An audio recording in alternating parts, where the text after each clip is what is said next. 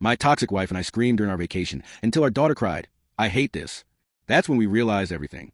The silence in the hotel room was heavier than usual. It hung in the air, thick and tangible, between Sarah and me. We were in Miami, on a vacation that should have been sunny and joyful, but instead felt like yet another carefully orchestrated event designed to cover up the shining emptiness between us. Sarah was sitting on the bed, scrolling through her phone.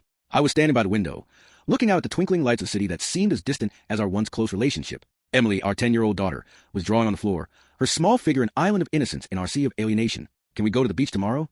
I asked, just to break the silence. My voice sounded foreign even to me. Sarah didn't look up. "Okay, if it's not too hot." "We're in Miami, Sarah. It's always hot in here," I said, trying to sound light, but it came out as a scolding. She finally looked up, and there was no warmth in her eyes. "John, I'm tired. You always want to do something. Should we just relax?" "We do relax, Sarah. We barely talk. We're here for Emily, remember? To spend time together."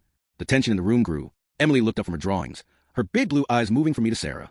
She always sensed it. She was our little barometer. "I just want us to be happy," Sarah murmured, her voice bitter. "But that seems impossible, doesn't it?"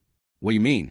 I asked, even though I knew perfectly well. We had become strangers, living under the same roof, sharing a bed, but not our souls. What we pretend, John, we pretend everything is okay. For Emily. But it's not. We both know it. I felt anger rising inside me. Anger at the impotence, at the truth she'd spoken out loud. "What do you suggest? Just give up? In front of our daughter?" "I suggest we be honest. I'm tired of this pretense. This loneliness together." Her voice rose. Emily flinched. "Mom, Dad, please."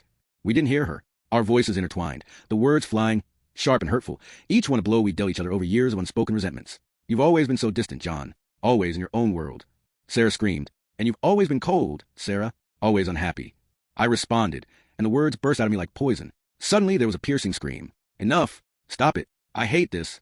Sarah and I fell silent, as if someone had turned off the sound. Emily stood in the middle of the room, her small face twisted with tears, her eyes red with rage and pain. She looked at us, at two adults who were too busy destroying each other to notice that they were destroying her. Then, before we could say or do anything, she turned and ran for her bedroom door. The door slammed shut with a deafening bang that echoed in the sudden silence. Sarah and I stood staring at the closed door, our faces pale, our hearts pounding in unison. The silence had returned, but now it was filled not only with our loneliness, but with the desperation of our child. In that moment, we realized that we had lost not only each other, but something far more precious. And that realization was the most dramatic event in that hotel room.